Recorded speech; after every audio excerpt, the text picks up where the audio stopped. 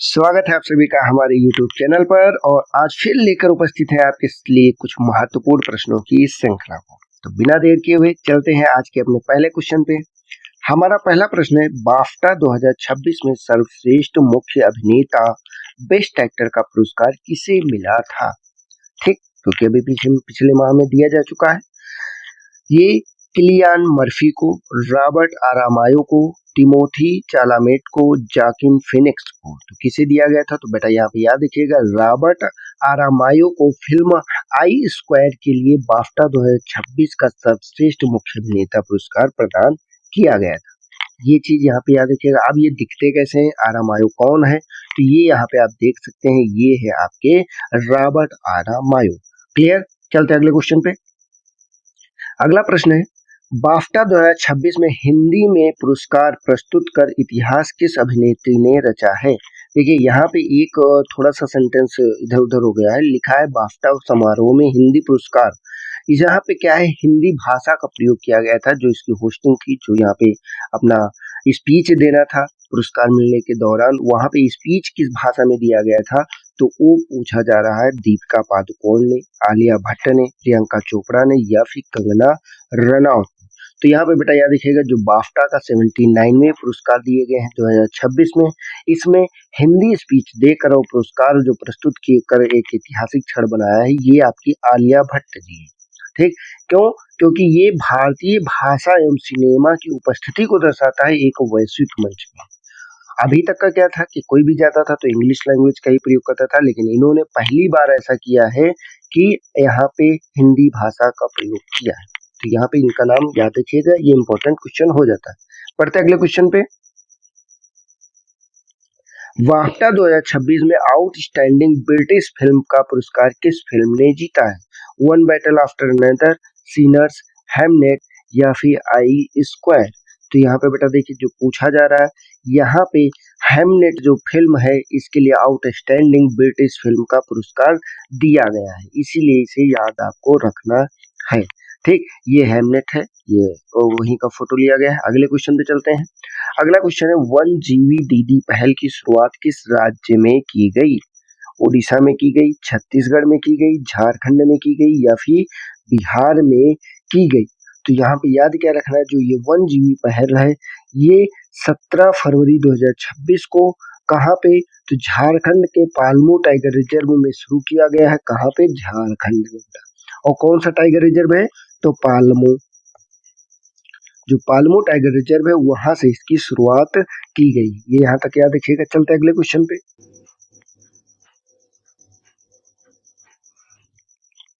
1 GB दीदी पहल, 1 GB दीदी पहल का मुख्य उद्देश्य क्या है? महिलाओं को पर्यटन गाइड बनाना, महिलाओं को वन संरक्षण दूत के रूप में प्रशिक्षित करना, ग्रामीण क्षेत्रों में कृषि को सुधार, वन उत्पादों को बढ़ावा देना। तो बेटा इसका जो उद्देश्य है, इसका उद्देश्य एक है, 1 GB दीदी पहल का महिलाओं को वन संरक्षण दूत के रूप में क्या करना है? प्रशिक्षित करना है। इसमें क्या है, इसमें जो पालमू टाइगर रिजर्व है उसके आसपास के 17 गांवों की महिलाओं को प्रशिक्षित करने के लिए वन संरक्षण दूत, ठीक, वन संरक्षण दूत के रूप में प्रशिक्षित किया जाएगा। मतलब वहां की जितनी भी जो वन्य जीव हैं उनके संरक्षण करना और उन वनों का संरक्षण करना है, वो पूरा स्थानीय महिलाओं को ही कार्य रहेगा। क्लियर? चलते अगले क्वेश्चन पे। फरवरी 2026 में बांग्लादेश में 11वें प्रधानमंत्री के रूप में किसने शपथ ली है? शेख हसीना ने, खालिद जिया ने, तारिक रहमान ने या फिर मोहम्मद यूनिस ने? तो यहाँ पे बेटा याद रखिएगा, फरवरी 2026 में तारिक रहमान ने 17 फरवरी को बांग्लादेश के 11वें प्रधानमंत्री के रूप में शपथ ली।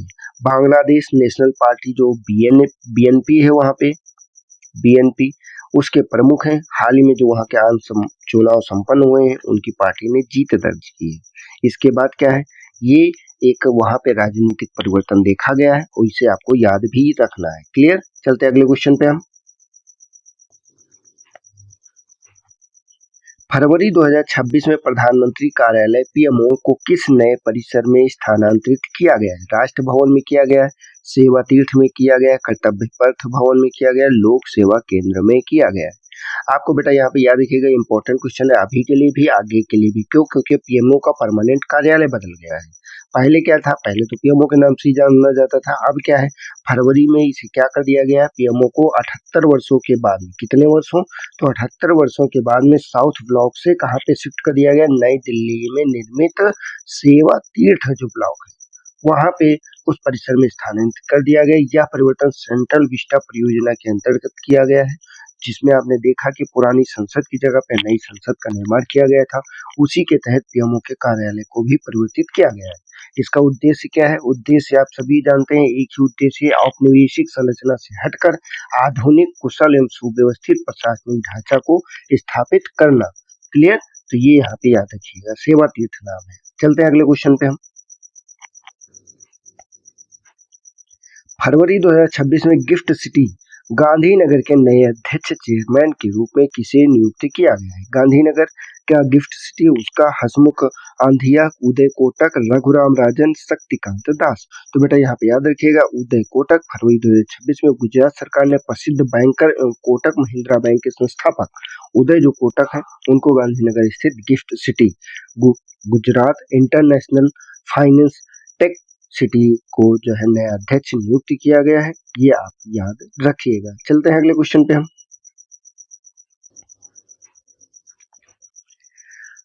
बॉब कॉर्ड लिमिटेड ने भारतीय नेत्रहीन महिला क्रिकेट टीम को सम्मानित करते हुए कौन सा विशेष कार्ड लॉन्च किया है?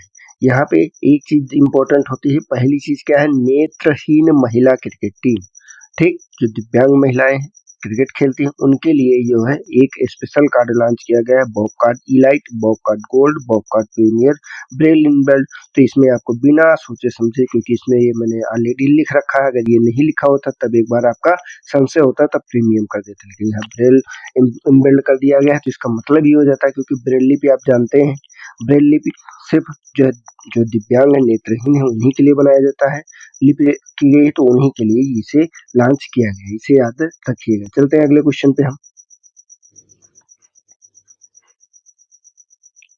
फरवरी 2026 में बारबडोसा की प्रधानमंत्री के रूप में लगातार तीसरे कार्यकाल के लिए किसने शपथ ली है? बारबडोसा के प्रधानमंत्री को याद रखना है, तो यहाँ पे कौन है, मिया अमोर मोटली, इसे आपको याद रखना। फरवरी 2026 में जो वहाँ के आम चुनाव हुए हैं वहाँ पे ऐतिहासिक जीत के बाद में मिया अमोर मोटली जो वहाँ के प्रधानमंत्री में के तौर पे हैं। अब जैसे बात करते हैं वहाँ पे बारबडोसा लेबर पार्टी जो उसने संसद की सभी 30 सीटें जीतकर लगातार ये जीत दर्ज की है, इसीलिए यह इंपॉर्टेंट हो जाता है। चलते हैं अगले क्वेश्चन पे हम। ये यहाँ पे आपको मिया अमोर मोटली का जो है दिखाया गया है। फरवरी 2026 में जारी दिशा निर्देशों के अनुसार राष्ट्रगीत वंदे मातरम के संबंध में क्या अनिवार्य किया गया है? केवल पहले 2 छंद को गाना, केवल अंतिम 4 छंदों को गाना, 6 छंदों को गाना, केवल वाद्य संस्करण बजाना। तो यहाँ पे बेटा याद रखिएगा, अब क्या नियम कर दिया गया है, अब अगर वंदे मातरम गीत गाया जा रहा है तो उसके सभी जो छंद हैं उनको अनिवार्य गाना कर दिया गया है। अब जैसे इसमें बात करें, पहले केवल 2 छंद गाए जाते थे, लेकिन अब पूरे 6 छंदों का जो संस्करण लगभग 3 मिनट 10 सेकंड का जो अवधि होती है उसमें आपको गाया जाना अनिवार्य है। यह निर्णय किसने लिया? तो यह निर्णय आपका गृह मंत्रालय द्वारा जारी किया गया है। और इसमें आपको याद क्या रखना है, याद ये रखना है बेटा कि 1882 में एक नाटक लिखा गया था, उपन्यास जिसे कहते हैं आनंद मठ, ठीक, आनंद मठ के आधारित ही ये आपका है, ठीक, जिसमें सुजलाम सुफलाम मलयाज शीतलाम पहले गाया जाता था, लेकिन अभी क्या है, अभी पूरे लगभग जो उसके 6 छंद हैं, 6 छंदों को गाया जाना अनिवार्य किया गया है, इसलिए इसे याद रखिएगा। हम चलते हैं अपने अगले क्वेश्चन पे। सड़क दुर्घटना पीड़ितों को 1.5 लाख रुपए तक का कैशलेस इलाज की सुविधा प्रदान करने के लिए केंद्र सरकार ने कौन सी योजना को शुरू किया है? आयुष्मान सुरक्षा योजना, पीएम राहत योजना, जीवन रक्षा मिशन या फिर सड़क सुरक्षा सहायता योजना। अगर इन केस कोई भी दुर्घटना होती है और पीड़ित जो एक कहते हैं गोल्डन आवर जो होता है कि 1 घंटे के अंतर्गत अगर वो हॉस्पिटल पहुंचते हैं तो उसमें आपको ये क्या होगा, 1.5 लाख तक की जो है कैशलेस जो है सुविधा मिलेगी। ये आपका पीएम राहत कोष ऑप्शन सही होगा, इसे आपको याद रखना है। इस योजना के तहत दुर्घटना के बाद पहले जो 7 डेज होते हैं, 7 दिनों तक का पैनल में शामिल सभी अस्पतालों में जो है अधिकतम ये राशि है तक का कैशलेस इलाज उपलब्ध कराया जाएगा। और इसका उद्देश्य क्या है? उद्देश्य वही है कि ताकि तुरंत जीवन रक्षा उनकी करना संभव किया जा सके। चलते हैं अगले क्वेश्चन पे। हेराथ त्योहार किस समुदाय द्वारा मुख्य रूप से मनाया जाता है? लद्दाखी बौद्ध समुदाय द्वारा, कश्मीरी पंडित समुदाय द्वारा, डोगरा समुदाय द्वारा या गुज्जर बकरवाल समुदाय के द्वारा? तो बेटा यहाँ पे हेराथ जो है इसे हर रात्रि के नाम से भी जाना जाता है। किस रात्रि? तो हर रात्रि के नाम से भी जाना जाता है और इसे मनाया जाता है आपके जम्मू कश्मीर में। और किसके द्वारा? तो जम्मू कश्मीर के जो पंडित समुदाय है उसके द्वारा वहाँ पे मनाया जाता है। अब यह महाशिवरात्रि का ही त्योहार है जो कश्मीरी स्वरूप एक है। जैसे यहाँ पे महाशिवरात्रि का मनाया जाता है, वहाँ पे क्या है? कश्मीरी स्वरूप में ये मनाया जाता है। यह पर्व फाल्गुन महीने के 13वें दिन अमावस्या से पूर्व मनाया जाता है। क्लियर? हम चलते हैं अपने अगले क्वेश्चन पे। देश की पहली सीबीडीसी आधारित सार्वजनिक वितरण प्रणाली पीडीएस की शुरुआत कहाँ पे की गई? ये भैया सीबीडीसी क्या है? सीबीडीसी जो आपने देखा होगा कुछ समय पहले एक ई करेंसी को लॉन्च किया गया था आपके जो है आरबीआई के द्वारा कि भारत सरकार अब क्या करेगी, ये डिजिटल करेंसी को जो है प्रमोट करेगी। और आपका यहाँ पे क्या है, नॉर्मल जो आप वॉलेट में 5 रुपए 10 रुपए लेके चलते हैं इस तरह से रुपए लेके नहीं चलना होगा। आपको सीबीडीसी आपके वॉलेट में ही वो पैसा पड़ा रहेगा, नोट पड़ी रहेंगी, आप उन्हीं से पेमेंट कर सकते हैं। जैसे कि आज आप यूपीआई का प्रयोग कर रहे हैं। इस ई करेंसी को लेने के लिए सिंपल सा है, किसी भी बैंक का आप ई वॉलेट डाउनलोड करिए, वहां पे आप अपना इसमें पैसे ट्रांसफर कर सकते हैं। तो लेकिन अब इसका प्रयोग पीडीएस प्रणाली में कहाँ पे किया गया है, ये हमारे लिए इम्पोर्टेंट है। जयपुर में, लखनऊ में, गांधीनगर में या फिर भोपाल में? तो बेटा इसका सही आंसर आपका गांधीनगर है। गांधीनगर में ही इसका प्रयोग सबसे पहले किया गया है। और इसमें क्या है, अब जैसे बात करते हैं तो यह पायलट प्रोजेक्ट है जो कि अहमदानगर हो गया, आनंद हो गया, वलसाड हो गया, सूरत हो गया और लगभग 2600 से अधिक परिवार है उनमें एक तरह से प्रयोग किया जा रहा है। अगर ये सक्षम रहता है, सही रहता है, तो इसे पूरे देश में भी लागू किया जा सकता है आगे के आने वाले समय में। चलते हैं हम लोग अगले क्वेश्चन पे।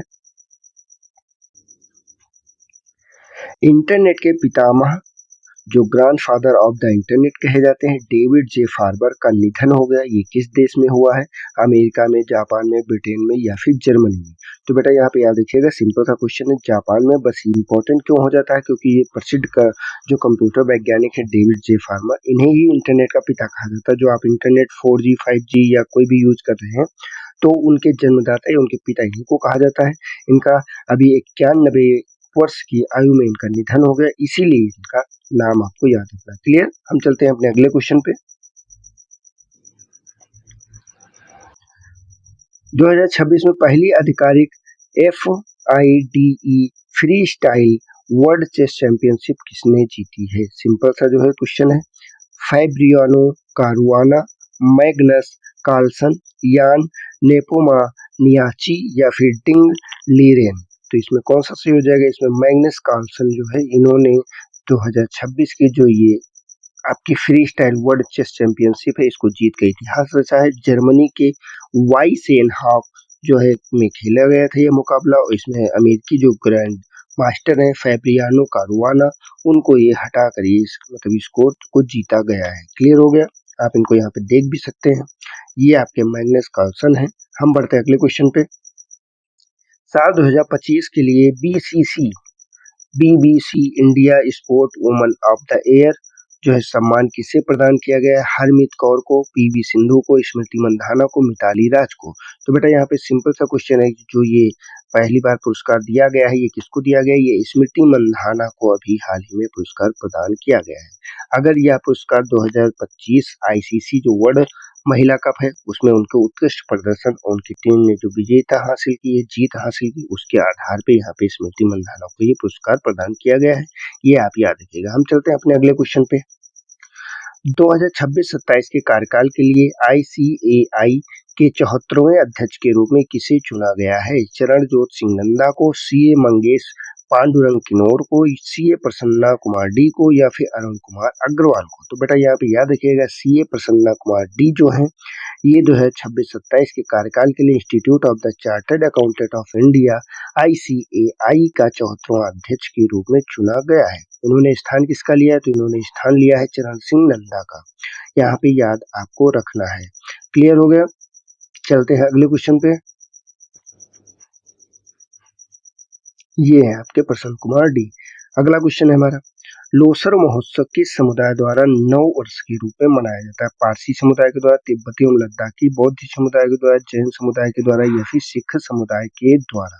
तो बेटा यहाँ पे याद रखिएगा जो इसमें तिब्बती एवं लद्दाखी बौद्ध समुदाय है उसके द्वारा ये तिब्बतन न्यू ईयर के रूप में मनाया जाता है। ये अधिकतर जो है दिसंबर के अंत में या फिर जनवरी फरवरी में ही मनाया जाता है। यह पर्व 3 दिनों तक का मनाया जाता है और इसीलिए इम्पोर्टेंट होता है। चलते हैं अगले क्वेश्चन पे। संपूर्ण राष्ट्रीय व्यंजन को अमूर्त सांस्कृतिक विरासत का दर्जा प्राप्त करने वाला विश्व का पहला देश कौन सा बन गया है? तो बेटा याद रखिएगा यहाँ पे अभी हाल ही में नई दिल्ली में एक आयोजित यूनेस्को की समिति की बैठक में जो इटली है आपका, इटली के जो संपूर्ण व्यंजन है उसको अमूर्त विरासत के रूप में यहाँ पे दर्जा प्रदान किया गया है। तो इसीलिए मतलब खाने को जो ये खाना है इसको इटली में याद रखिएगा, इसे अमूर्त विरासत के तौर पे जो है स्थान प्रदान कर दिया गया, दर्जा प्रदान कर दिया गया। तो अगर पूछा जाता है तो इतालवी भोजन जो होता है उसे ही यहाँ पे आपको याद रखना है। किसको? तो इतालवी भोजन देश पूछा जाएगा तो इटली हो जाएगा। बढ़ते हैं अगले क्वेश्चन पे। एशियन राइफल पिस्टल चैंपियनशिप 2026 में पदक तालिका में शीर्ष स्थान किस देश ने हासिल किया है? चीन ने, जापान ने, भारत ने या फिर दक्षिण कोरिया ने?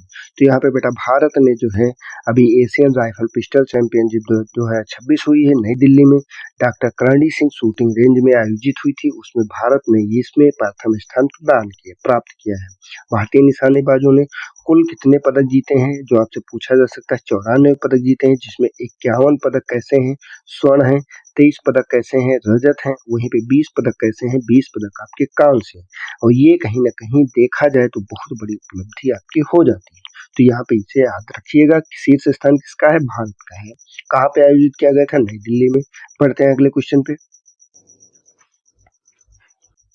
वैश्विक पर्यटन लचीलापन दिवस ग्लोबल टूरिज्म जो है कब मनाया जाता है? लचीलापन दिवस कब मनाया जाता है? 6 फरवरी को, 17 फरवरी को, 27 सितंबर को या फिर 5 जून को? तो बेटा याद रखिएगा यहाँ पे 17 फरवरी के दिन वैश्विक पर्यटन लचीलापन दिवस हर वर्ष मनाया जाता है। संयुक्त राष्ट्र महासभा के द्वारा 6 फरवरी, ठीक कब?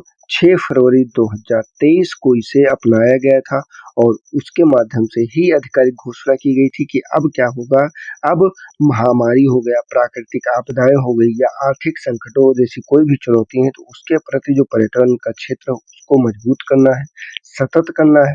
ठीक, इसके बाद आपका इसका पहला आयोजन कब किया गया था? तो पहला आयोजन इस 6 फरवरी को तो अनुमति दे दी गई, इसके बाद पहला जो मनाया गया था 17 फरवरी को 2023 में ही इसे पहली बार मनाया गया था। तो इसे आपको याद रखना है। चलते हैं अगले क्वेश्चन पे। बायो एशिया 2026 का आयोजन कहाँ किया गया है? बेंगलुरु में किया गया, मुंबई में किया गया, हैदराबाद में किया गया या फिर चेन्नई में किया गया है? तो बेटा जो बायो एशिया 2026 है इसका आयोजन तेलंगाना की राजधानी हैदराबाद में किया गया है, जिसे हाल ही में जो है आप ये मान के चलिए कि जो वहाँ के आपके मुख्यमंत्री हैं रेवंत रेड्डी उनके द्वारा इसका उद्घाटन किया गया है। ये कौन सा संस्करण है बेटा? तो ये 23वां संस्करण है। ठीक, क्लियर हो गया। चलते हैं अगले क्वेश्चन पे हम। अंतरराष्ट्रीय बांध सुरक्षा सम्मेलन 2026 का आयोजन कहाँ किया गया? नई दिल्ली में किया गया, हैदराबाद में किया गया है या फिर बेंगलोर में किया गया है या फिर आपका चेन्नई में किया गया? इंपॉर्टेंट क्यों हो जाता है? क्योंकि अंतरराष्ट्रीय बांध सुरक्षा सम्मेलन है और ये कहाँ पे आयोजित हुआ? तो ये आपके भारत के बेंगलोर में जो है भारतीय विज्ञान संस्थान जो है वहाँ पे इसे आयोजित किया गया है। इस कार्यक्रम जो बांध पुनर्वास एवं सुधार परियोजना है के चरण के तौर पे हुआ है। इसका मुख्य उद्देश्य क्या है? तो भारत में बांध सुरक्षा को सुदृढ़ करना है। अब इस सम्मेलन को जो किसने किया है? तो जल शक्ति मंत्रालय भारत सरकार ने किया है, कर्नाटक सरकार ने किया है, केंद्रीय जल आयोग ने किया है तथा विश्व बैंक ने किया है। ठीक है, इतने लोगों ने इसमें शामिल रहे हैं। क्लियर हो गया। अब यहाँ पे एक क्वेश्चन और बन सकता है कि इसी के द्वारा जो यहाँ पे IIT रुड़की है उसके द्वारा एक AI आधारित प्लेटफॉर्म को लॉन्च किया गया है, क्योंकि अब हर जगह पे AI आधारित प्लेटफॉर्म लॉन्च हो रहे हैं। तो उसका नाम अगर पूछा जाता है तो नाम याद रखिएगा, डैम चैट है। ठीक, इसको आपको याद रखना है। इसका क्या है, डैम चैट। ये IIT रुड़की के द्वारा विकसित किया गया है, इसे लॉन्च किया गया है। क्लियर हो गया। चलते हैं अगले क्वेश्चन पे हम। और इस प्रश्न का उत्तर आपको कमेंट बॉक्स में देना है। T20 क्रिकेट के इतिहास में 700 विकेट लेने वाले पहले गेंदबाज कौन बन गए हैं? लसिथ मलिंगा बन गए हैं, सुनील नारायण बन गए हैं, रशीद खान बन गए हैं, या फिर ड्रावन ब्रावो बन गए हैं? तो इन कौन बने हैं उनका जो है इसमें आपका जिक्र होना चाहिए। आप इसका कमेंट बॉक्स में कमेंट करके बताइएगा। बाकी अब हम देख रहे हैं कल के क्वेश्चन को, जो कल हम लोगों ने क्वेश्चन पूछा था। बाफ्टा मतलब लास्ट करंट अफेयर के सेशन में बाफ्टा 2026 में सर्वश्रेष्ठ मुख्य अभिनेत्री बेस्ट एक्ट्रेसेस का पुरस्कार किसे मिला है? ये आपको बताना है। जैसे इसमें पूछ रहा है एमा स्टोन को मिला है, जेसी बेकल को मिला है, मार्गरेट रॉबी को मिला है, या फिर केट विल्संट को मिला है। तो यहाँ पे किसे याद रखना है, जेसी बाकेल को याद रखना है। ये यहाँ पे आपका दिखा भी रहे। तो आज का जो हमारा सेशन है, आज के सेशन में हम इतना ही रखते हैं। मिलते हैं नेक्स्ट सेशन में। और हमारे डेली के वीडियो के लिए आप हमारे चैनल को सब्सक्राइब कीजिए, वीडियो को लाइक कीजिए और अधिक से अधिक अपने दोस्तों को शेयर कीजिए, ताकि इस तरह के मोस्ट इंपॉर्टेंट वीडियो आपको मिलते रहें। तो आज के लिए इतना ही, मिलते हैं कल के वीडियो में। तब तक जय हिंद, जय भारत।